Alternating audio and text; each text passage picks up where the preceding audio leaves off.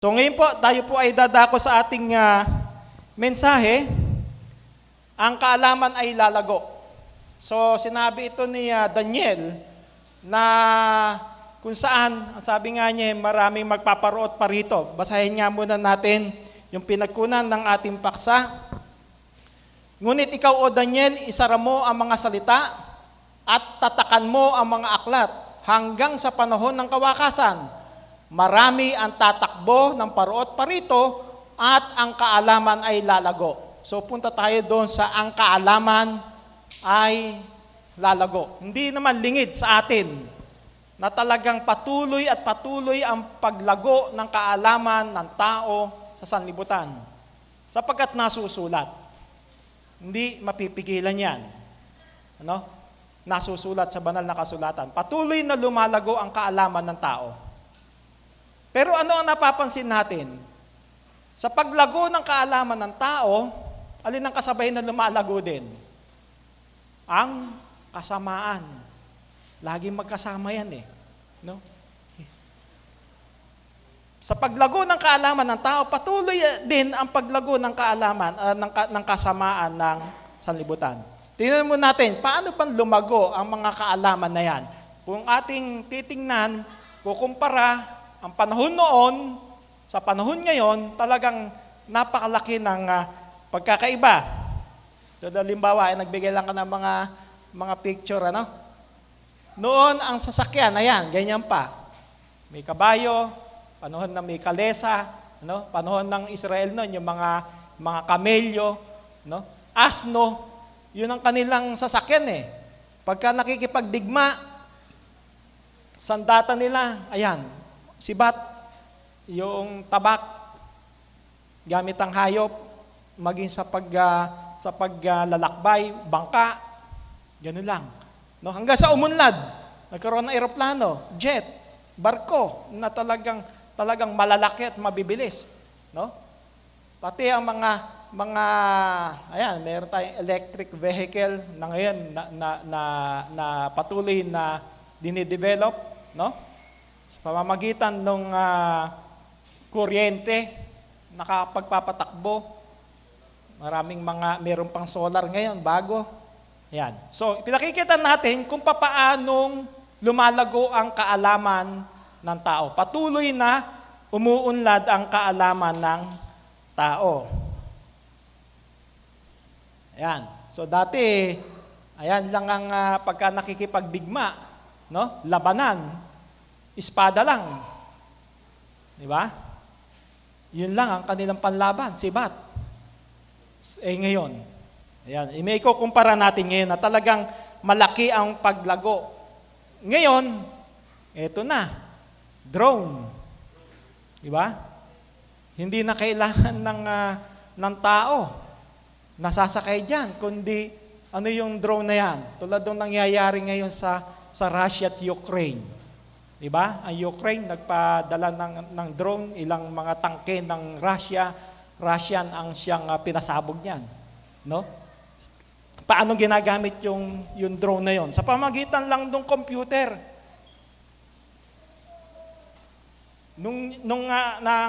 Maging sa mga satellite, maraming mga makabagong paraan sa pakikipagdigma. Kung noon, espada lang, ngayon hindi. Isang pindot lang, marami ang mamamatay. Diba? Ang mga sakit, anong nangyayari ngayon? Ayan, biological warfare. Hinahalo mga chemical na siyang nagbibigay sakit sa tao. Sabi nga rito, biological warfare are weapons that utilizes microorganisms like virus, bacteria, fungi, or other toxins that are produced and released deliberately to cause disease and death to humans, animals, and plants. Yun sa pamamagitan yun ng Global Positioning System o yung GPS o satellite. Isang pindot lang. Kaya ngayon, talagang mapanganib eh. Di ba ngayon, pagka ang iniingatan ngayon, yung talagang magwala si Putin, at pindutin yung button na talagang marami ang mamamatay. So, ganyan ang kaalaman ng tao. Patuloy na lumalago. Pero mapapansin natin talagang sa paglago ng kaalaman, puro halos kasamaan. Puro yung makapipinsala sa tao ang siyang natutuklasan. Diba? Merong makatutulong, pero ang iba ginagamit sa kasamaan yung mga natutuklas. Gaano ka-advance ngayon ang teknolohiya ng tao. Maging sa mga kabundukan, di ba? Sa pag-unlad ng kaalaman ng tao, dati yung mga bundok na yan talagang maraming puno, pero sa kaalaman ng tao, sa paglago ng kaalaman ng tao, pati yung bundok pinatag. Ano nangyari? Maraming binabaha. Kaya nga ang sabi doon sa kanta ng asin, sinahid ko lang yung kanta ng asin, hindi nga masama ang pag-unlad, kundi nakakasira ng kalikasan. Di ba? Sa pag-unlad ng tao, bundok. Dati napakadaming puno, ngayon kalbo na, pinatag na. Ano nangyayari ngayon pagdating ng baha? Dito sa kapatagan nagpupunta ang baha.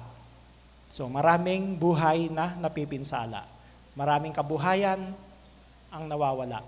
Dahil doon sa kapabayaan din ng tao. Sa pag-unlad ng tao, kasabay din ang pagbagsak ng iba't ibang pamumuhay ng tao. Yung pang sinasabing, ito, stem cells. What diseases can be cured with stem cells? Marami palang ginagamot yang stem cells na yan. No, pero magkano naman ang halaga? Ang gumagawa lang yan talagang mga milyonaryo. Yung mga kilalang mga politiko, no? Marami nang gumamit niyan, pero talagang daang libo ang halaga naman. So, marami daw ginagamot yan, kahit cancer, Alzheimer's, no? Yung diabetes, ba't iba? Nakapagpapabata rin. Gumaganda ang kutis. So, sa kaalaman niya ng tao. Kaya itong ating paksa science Ano? Science ang sinasabi tungkol sa kaalaman o paglago ng kaalaman ng tao. Meron pa ngayon, pilit nang dinidiscover. Ayan, isa hayop nangyari na. Animal cloning. Diba? Nakapag-clone na sila ng hayop. Pilit na ginagawa naman yun sa tao. Pero kakayanin ba? Merong pelikula noon, di ba? Si Arnold Schwarzenegger, na-clone, na kamukhang-kamukha niya. Pero, yun fiction pa rin. No? Hindi pa rin nangyayari yan. Pero sa hayop, nagawa na nila. Pero sa tao, kakayanin kaya nila? Sa tao? Magtatagumpay kaya ang tao? Na ma-clone ang tao talaga? Ano ang sabi sa banal na sulatan? Genesis 2:7, at nilalang ng Panginoon Diyos ang tao sa alabok ng lupa at hiningahan ang kanyang mga butas ng ilong ng hininga ng buhay at ang tao ay naging kaluluwang may buhay. Kaya bang gawin ng tao at ibigay ng tao yung hiningang ibinigay ng Diyos sa tao? Diba? Maring yung hayop, ma-clone nila sapagkat hindi yung hiningang galing sa hayop, sinabi lang ng Diyos, magkaroon ng ganitong mga hayop, nagkaroon. Pero special sa tao. Yung hininga ng buhay na ibinigay ng Diyos sa tao, galing sa Kanya. Hiningahan niya ng buhay ang butas ng ilong. Hindi magagawa ng tao. Sapagkat ang Diyos lang ang siyang may kapangyarihang lumalang ng tao. Sapagkat ang tao ay nilalang ayon sa larawan at wangis ng tao. Yan ang hindi nila kaya. Kahit na lumago ang kaalaman dito sa libutan, hindi nila makakayang ibigay yung buhay na galing sa Diyos. Patuloy na lumalago ang siyensya ng tao, pero alin yung talagang hindi makakaya? Kahit yan, yung mag-clone, hindi makakaya. At kahit ang tao ay mamatay, kaya bang buhayin ng tao? Kahit lumago ang kaalaman ng tao, kaya ba niyang buhayin, ibalik ang buhay ng tao? Hindi eh. Sino lang nakagawa niyan? Ang Panginoong Kristo at ang kanyang mga alagad. Diba? 11:43-44 ng 1. At nang masabi niya ang gayon ay sumigaw siya ng malakas na tinig, Lazaro, lumabas ka. Siya na patay ay lumabas, na natatalian ang mga kamay at mga paa ng mga kayong panglibing, at ang kanyang mukha ay nababalot ng isang panyo. Sinabi sa kanila ni Jesus, siya ay inyong kalagan at bayaan ninyo siyang yumaon. Nakita natin si Lazaro, hindi ako nagkakamali, 4 na araw nang nakalibing. Si Lazaro na kaibigan ng Panginoong Kristo. Naibigay, muling naibalik ng Panginoong Kristo yung buhay. Kahit nga, sabi nga ng mga kapatid, 4 na araw nang nakalibing si Lazaro, siya ay nabubulok na. Pero, nung mabuhay, bulok ba? Hindi. Bakit? Galing sa kapangyarihan ng Diyos. Ipinagkaloob, ibinalik muli yung buhay ni Lazaro sa dati niyang kalagayan. Kung siya'y nabubulok noon, nabago pati ang kanyang lupang katawan na yon, na hindi na nabulok. So doon ipinakikita natin, walang makagagawa ng mga bagay na yung kahit anong pagsisikap, pag-unlad, paglago, ang kaalaman ng tao, pagdating dun sa buhay ng tao, hindi niya kayang ibigay. Hindi niya kayang lumikha ng buhay, sapagkat ang buhay ng tao ay mula sa Diyos. Ngayon, meron din sasabi, yung ngayon, yung alam ko sa 2025 daw, no? Yun daw mga napiling mga tao na pupunta, doon na maninirahan sa Mars.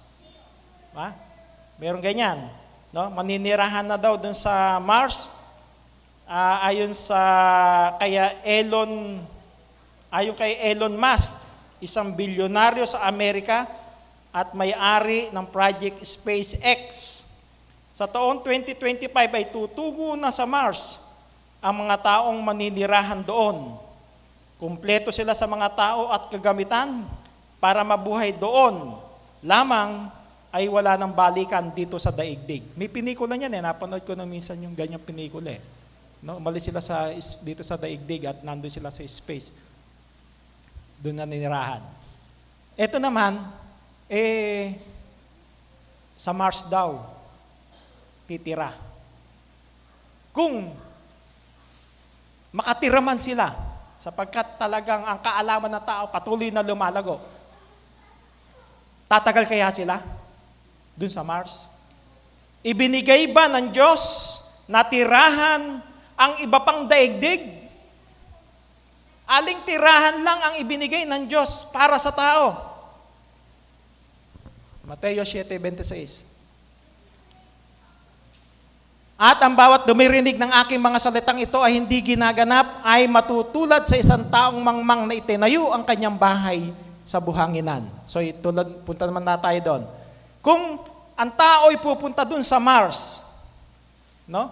Baka walang maiwan doon sa binigay na halimbawa ng Panginoong Kristo na may mga taong nagtayo, mga mangmang, itinayo ang bahay sa buhanginan. Kaya pagdating ng baha, bagsak, doon ka pa sa Mars magtatayo ng bahay. Doon ka pa maninirahan sa Mars. Hindi kaya mauwi doon sa mangmang na sinasabi ng Panginoong Kristo? Ibinigay bang tirahan ng Diyos yung ibang daigdig, Mars? Acts 17:26. At ginawa niya na sa isa ang bawat bansa ng mga tao upang magsipanahan sa balat ng buong lupa, na itinakda ang kanilang talagang ayos na mga kapanahunan at ang mga hangganan ng kanilang tahanan. Doon, face of the earth. Sa earth, sa lupa. Yun ang inihanda ng Diyos para maging tahanan ng tao. Walang binanggit na ibang daigdig na pwedeng tirhan ng tao. Ito ang tagang perfect na tirahan ng tao na ibinagkaloob ng Diyos para siya ay mabuhay at ibigay ang lahat ng kanyang pangangailangan. Doon, puro artificial. Mabuhay man sila, gaano katagal. Diba? So, yun nga. Kumisan, sa sobrang talino ng tao, sa patuloy na paglago ng kaalaman ng tao, meron siyang nilalabag sa utos ng Diyos. Diba? Meron siyang hindi sinusunod. Samantalang ang ibinigay na tahanan, ang daigdig lang, ang mundo lang, ang earth. Pagkatapos, lilipat ka sa ibang mundo. Daigdig, ibang planeta. Walang kauwian yon. Kaya, ang sabi ng Panginoong Kristo, itinulad niya yon doon sa nagtayo ng bahay sa buhanginan. Sandali lang, mawawala yan. Ano pa ang mga naimbento ng tao?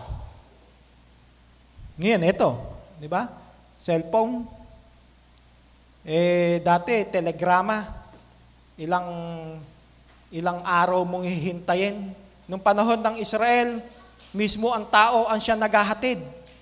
No? Patatakbuhin, nakakabayo, ibibigay ang mensahe doon sa pagbibigyan ng mensahe. Nung panahon na wala pang cellphone, naimbento ang telephone. Pero, hindi mo makikita yung kausap mo. Pero ngayon, nasa amandako, sa iba't ibang panig ng mundo ang tao, may cellphone ka at may internet ka, matatawagan mo, kaharap mo pa. Nabawasan ng homesick kung kapamilya mo nandun sa ibang lugar, sa ibang bansa. Nakakausap mo, kahit anong oras, basta't meron kang access sa internet, matatawagan mo. Meron kang panload, makokontak mo. Ganyan ang talagang pag-unlad ng kaalaman ng tao. Pero, may hangganan pa rin. Pagka wala kang pera, wala kang pang-load, hindi mo matatawagan ang gusto mong tawagan. Wala kang internet access, wala kang internet, wala kang wifi, o nawala ang signal mo, nasa ibang lugar ka, nawala ang signal, meron ka mang load, hindi mo rin siya makokontak. May hangganan pa rin. Diba? Pero tayo, bilang mga lingkod ng Diyos, ang kaalaman talagang nasa Diyos. Sapagkat tayo, bilang mga lingkod ng Diyos, anumang oras, tayo tumawag sa Diyos.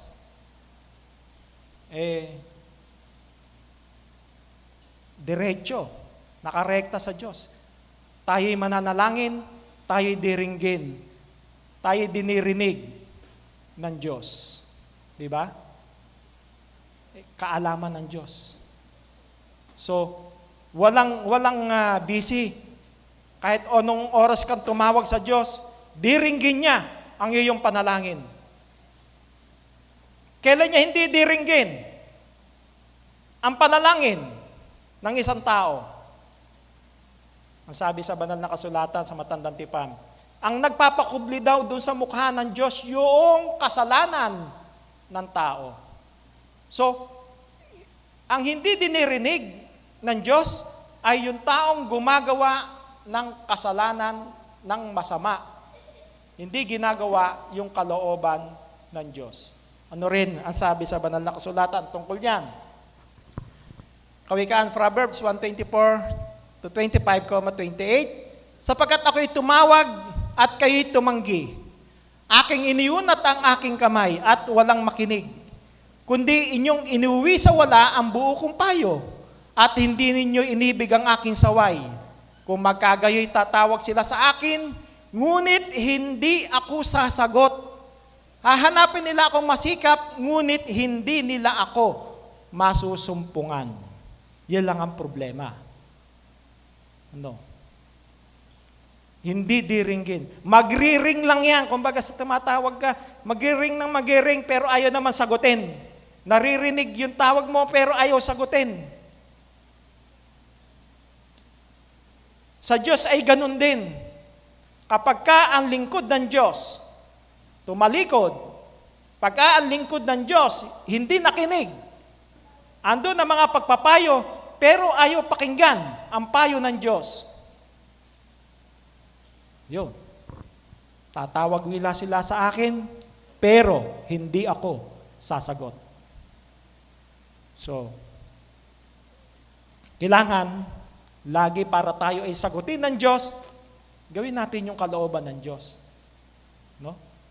Gawin natin, manatili tayo sa loob ng iglesia na patuloy na naglilingkod sa Diyos at sa ating Panginoong Hesukristo. Sapagkat kung hindi, ayan, diyan mauwi. Hindi ka sasagutin, tumawag ka man, manalangin ka man, hindi ka diringgin dahil ang nagpakubli sa Diyos ay yung iyong kasalanan. Ngayon, lumalago ang kalaman, ngunit patuloy naman lumalabag sa kalooban ng Diyos. Ano ang ginagawa ng tao ngayon? Sa paglago ng kaalaman ng tao, ano ang ginawa sa kasarian ng tao? Lalaki ka, pwede nang maging babae. Babae ka, pwede nang maging lalaki. Diba? Biro may kaalaman na yon. Patuloy na lumago ang kaalaman ng tao. Pati ang kasarian ng tao napalitan. Kung anong gusto mong ipaayos sa sarili mo, kayang-kaya ng siyensya, kayang-kaya ng medisina. Ganyan ang kaalaman ng tao. Kaya lang, labag sa kalooban ng Diyos. Di ba? Bakit sila nagpapaganon, papapalit? No? Sex change. May layunin. Kung ikaw ay babae, naging lalaki, kung ano yung kasarian ng lalaki, nasa yun na. Ano ang dahilan mo? Bakit ka nagpalagay ng ganon? Kung lalaki ka pa rin. Kahit pinalitan ng iyong kasarian. Kung babae ka pa rin. Kahit na anyong lalaki ka na.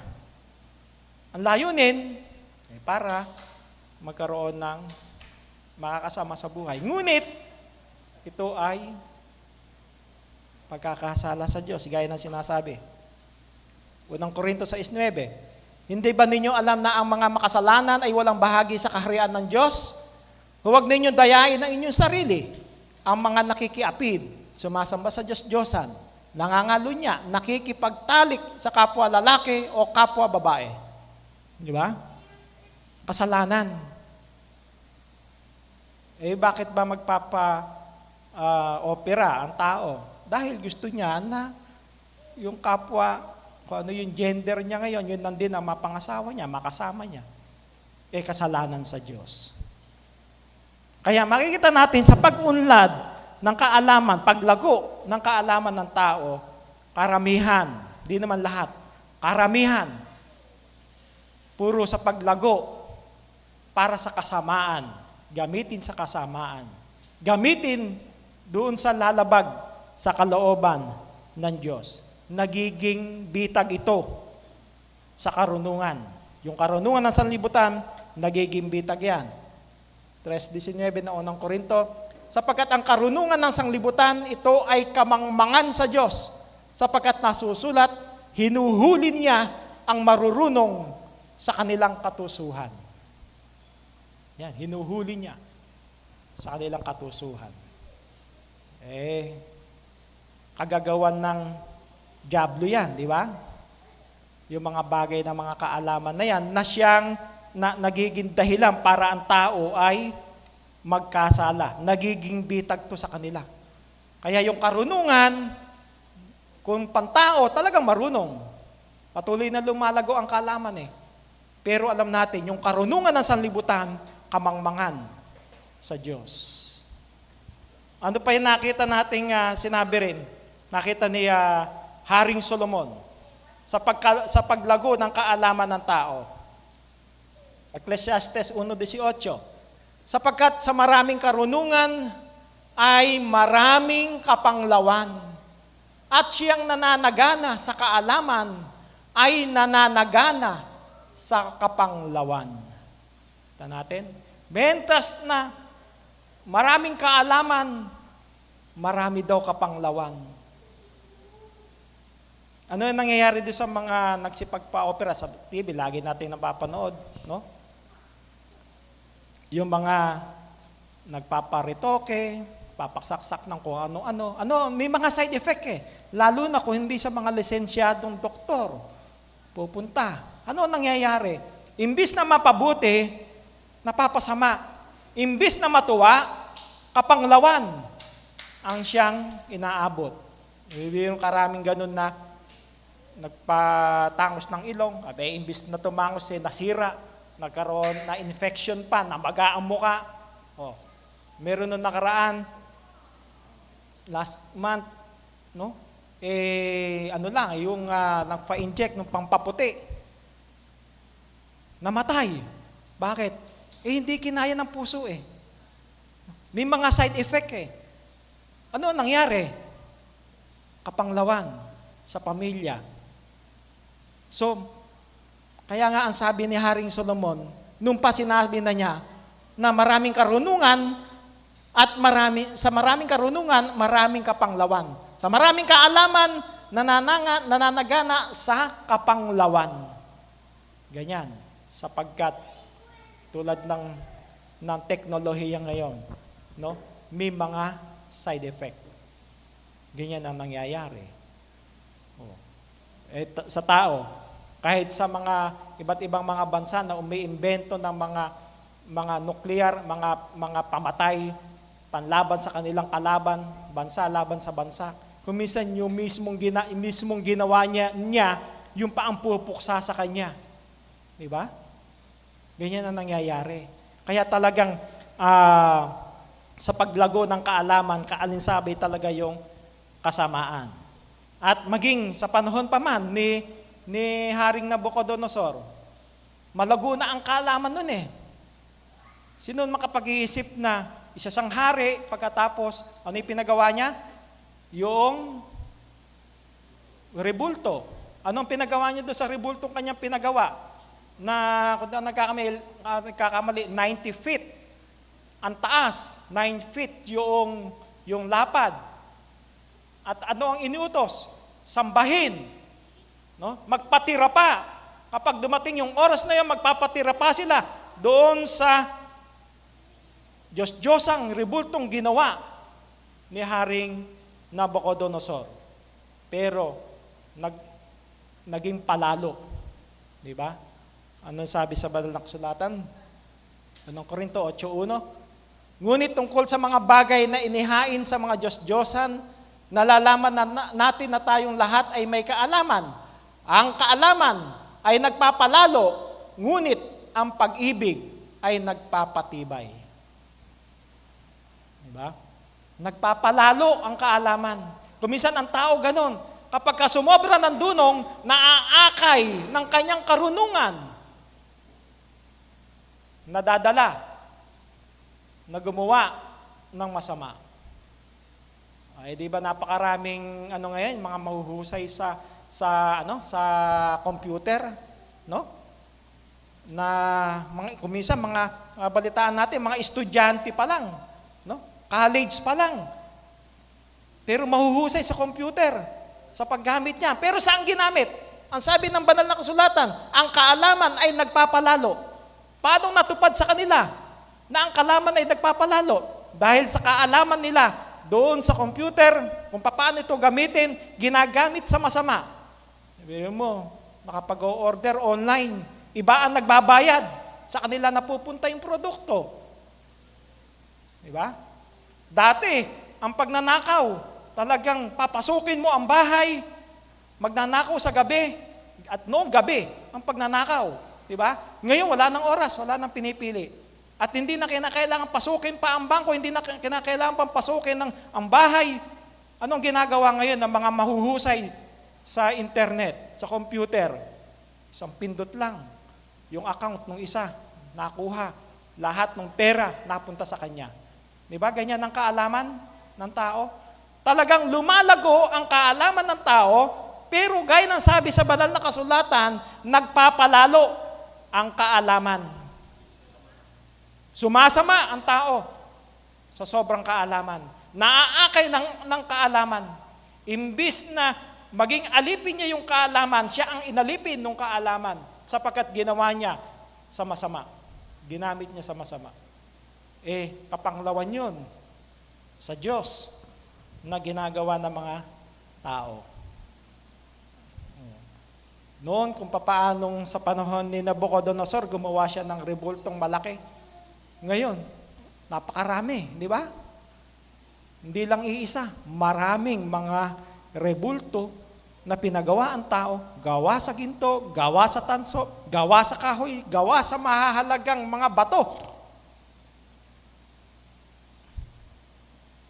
Gaanong kaalaman yung paglago na yon? Di ba? Pero, kamangmangan sa Diyos. Itinayo nila yung kanilang sariling kaalaman, pero hindi sila nagpasakop sa Diyos. Ano sabi ni Apostol Pablo? Sapagkat sa hindi nila pagkaalam ng katwiran ng Diyos at sa pagsusumakit na may tayo ang sariling kanila, ay hindi sila napasakop sa katwiran ng Diyos. No? Kaya yung kaalaman ng tao, hindi nagpapasakop talaga sa katwiran ng Diyos yan. No? Pagka yung kaalaman mong ginawa mo, ginamit mo sa pagpapalalo laban sa Diyos, nagtatayo ka ng iyong sarili, hindi sa Diyos. Diba? Hindi makabubuti para sa taong gumagawa ng gayon. Lumalago nga ang kaalaman ng tao, pero aling kaalaman ang hindi pa rin lumalago sa tao? Patuloy na lumalago ang kaalaman dito. Hindi mapigilan. Patuloy at patuloy. No? Yung mga nangyayari ngayon, noon science fiction lang noon yan eh. Ano? Ngayon mga totoo na eh. Marami ng mga pinikula lang noong araw na nasa isip lang nila, pero ngayon, katotohanan na, nangyayari na. Patuloy na lumalago. Pero, alin ang hindi lumalago ngayon? Alin ang kalamang hindi pa rin lumalago? Roma 1:21-22. Sapagkat kahit kilala nila ang Diyos, siya'y hindi niluwalhati nilang tulad sa Diyos. Ni pinasalamatan, kundi bagkos ni walang kabuluhan sa kanilang mga pagmamatuwid. At ang mangmang nilang puso ay pinapagdilim. Ang mga nangagmamarunong ay naging mga mangmang. Yan, kahit do kilala nila ang Diyos. Pero hindi niluwalhating tulad sa Diyos. Ang patuloy na lumalago, yung kaalamang taliwas doon sa turot aral ng Diyos. Pero pagka yung tunay na turot aral ng Diyos, kahit do kilala nila ang Diyos, pero ayaw sambahin. Diba ganyan nangyari sa Israel? Bayan ng Diyos. Mismo ang Panginoong Kristo, tinakwil. Diba ang sabi? Tinakwil siya ng mga sariling kanya. Bagamat kilala siya, pero hindi siya sinunod. Kilala ng tao ang Diyos, pero hindi raw pinasalamatan ng tulad sa Diyos. Ganyan ang tao. Lumalago ang kaalaman sa sanlibutan, pero yung pagkakilala sa Diyos, wala. Siyang hinuhuli ng tao pagka yung tungkol doon sa pagsamba sa Diyos. Gaya rin naman nasabi ni Apostol Pablo sa mga matatalinong tao noon, sa mga eskriba, bagamat sila'y matatalino, nakilala ba nila ang Diyos? Hindi kaya kung ano yung sabi sa kanila ni Apostol Pablo? Unang Korinto 1:20, saan naroon ang marunong? Saan naroon ang eskriba? Saan naroon ang mapagmatuwid sa sanglibutang ito? Hindi baga ginawa ng Diyos na kamangmangan ang karunungan ng sanglibutan? Hinahanap ni Apostol Pablo yung mga marurunong, sapagkat alam ni Apostol Pablo, ang mga eskriba, yan ay isang grupo ng mga matatalinong tao sa panahon na yon. Mga henyo, mga talagang sanay sa mga katuruan, no? Matatalinong tao. Pero hinahanap ni Apostol Pablo, nasaan ang mga marunong? Nasaan ang mga eskriba? Nasaan sila? Nakilala ba nila ang Panginoong Jesucristo? Sila'y matalino, sila'y marunong. Maalam sa lahat ng bagay. Pero, sino hindi nila nakilala? Ang Panginoong Jesucristo. Di ba? Ganyan ang kaalaman ng tao sa sanlibutan. Matalino siya sa sanlibutan, pero yung talino hindi niya nagamit para kilalanin yung tunay na Diyos na ipinakikilala ng banal na kasulatan. Mauwi, ang sabi, yung karunungan daw ng sanlibutan, kamangmangan sa Diyos. Pinili ng tao ang kaalamang pantao, pero ang hindi nila pinili? Kawikaan 1:29, sapagkat kanilang ipinagtanim ang kaalaman at hindi pinili ang takot sa Panginoon. Di ba? Gusto ng tao talagang naging matalino sa sanlibutan ito. Kaya lang, yun nga, yung pagkatakot sa Diyos. Yun ang nawawala. Hindi raw pinili ng tao yung takot sa Panginoon. Mawawalan talaga ng kabuluhan ang kaalaman ng tao sapagkat alam natin, kaalaman ng tao hanggang dito lang yan, sanlibutan. Ano man maimbento mo, pangdyan lang yan sa sanlibutan. Di ba? Yun ang hindi pinili ng tao, yung pagkatakot sa Diyos. Kasabay ng paglago ng kaalaman, alin din ang sumasabay sa paglago.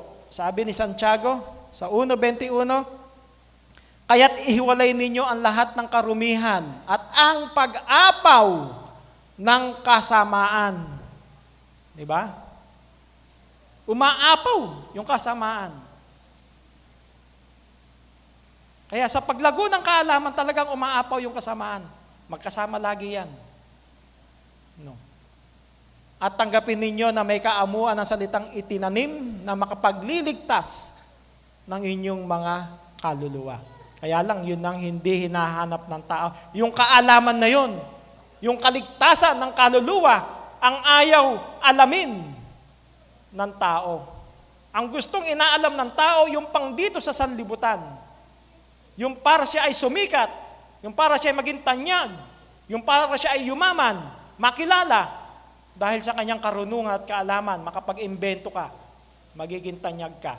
Pero, ang hindi inisip, yung kaalamang pang-espiritual, yung makapagliligtas ng ating kaluluwa. Yan ang wala sa karamihan ng taong marunong sa sanlibutan. Kaya yun nga hinahanap ni Apostol Pablo, di ba? Asan kayo? Asan kayong marurunong? Asan kayong mga eskriba? Asan kayong mga maaalam sa sanlibutan ito? Bakit hindi ninyo sinamba ang Panginoong Jesucristo? Bakit ang Panginoong Jesucristo ay inyong ipinako sa krus?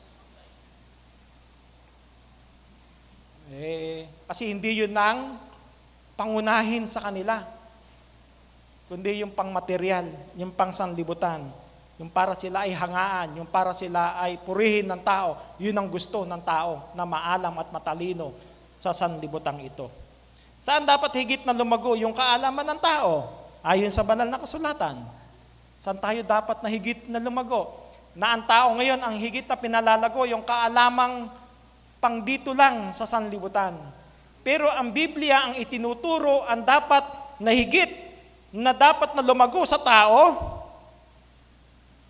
1:10 ng Kolosas, upang kayo'y magsilakad ng nararapat sa Panginoon, sa buong ikalulugod niya, at magsipamunga sa bawat gawang mabuti, at magsilago sa kaalaman ng Diyos.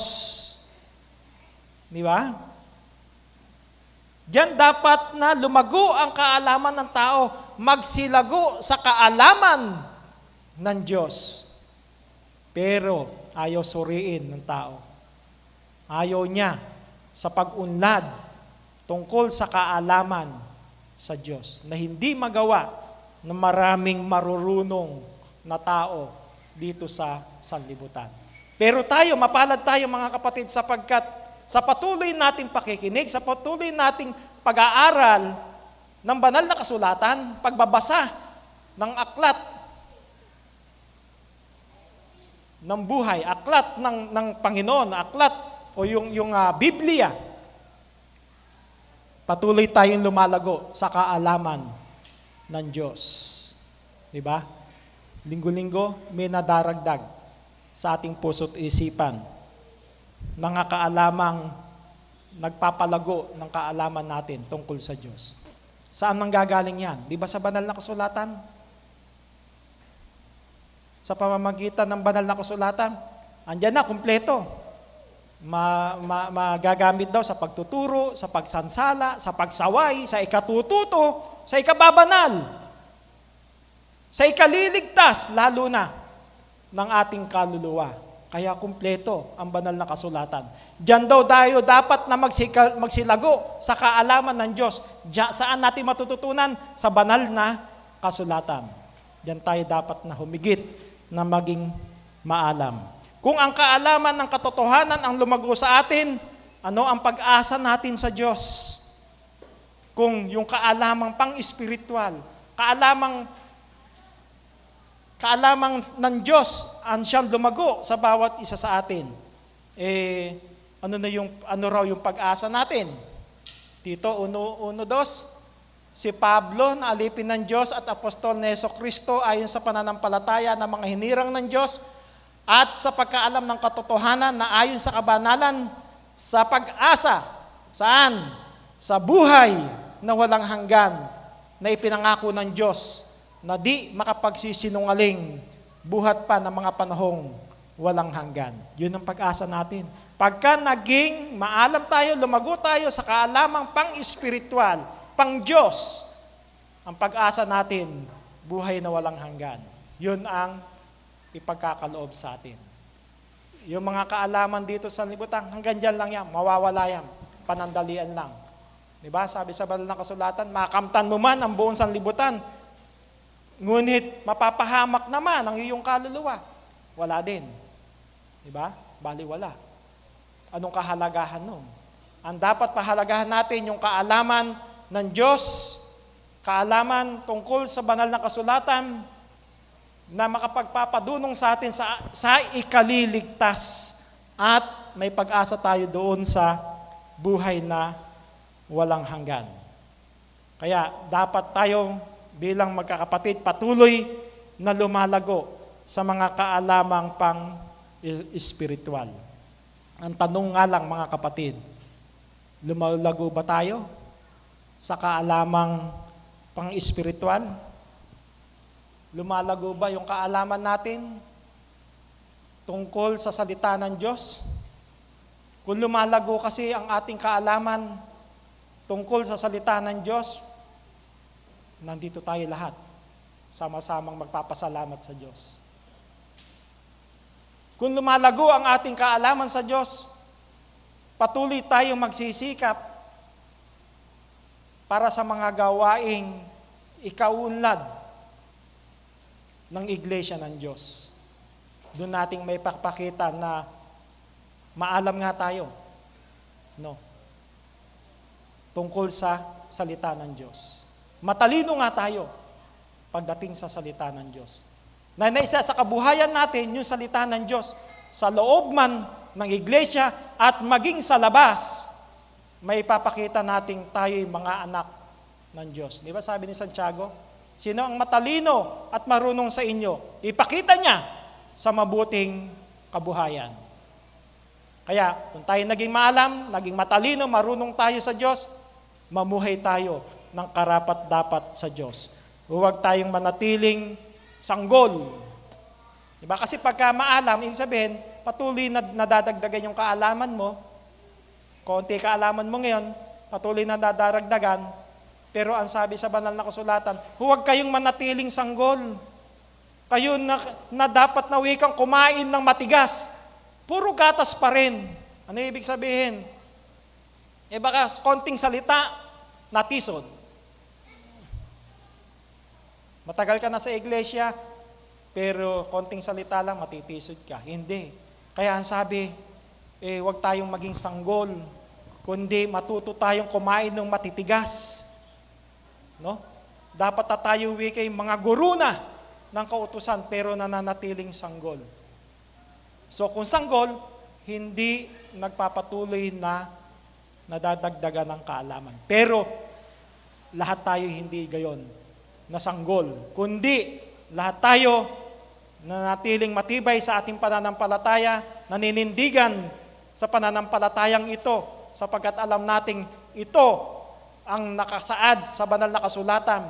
Tanging iisa ang iglesia, iisa ang katawan, at ang Panginoong Kristo ang tagapagligtas dun sa katawan. Ang Panginoong Kristo ang tagapagligtas dun sa iglesyang kanyang pinangunguluhan. Huwag nating sayangin na magpabaya, no? Maging mangmang sa Diyos, sapagkat ang pagpapabaya sa gawain sa iglesia, magiging mangmang ka sa Diyos. Dapat tayo magpatuloy. Anumang pagsubok ang dumating sa buhay, anumang mga tuksong dumating na yan, mapaglabanan natin. Huwag yung sarili natin.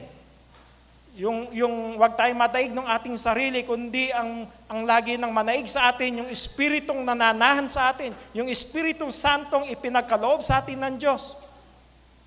Yun ang laging manaig sa bawat isa sa atin upang makapanatili tayo sa bahay ng Diyos. Makapanatili tayo sa iglesia ng Diyos, na tuwirang sinasabi na ang iglesia ng Diyos, yun ang aariing karapat-dapat sa kaharian ng Diyos.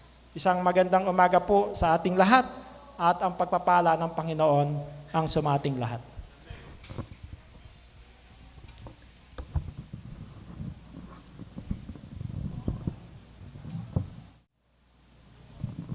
Maraming salamat po, Minister Ferdinand Lorido, para po sa pagtatalakay ng ating apaks.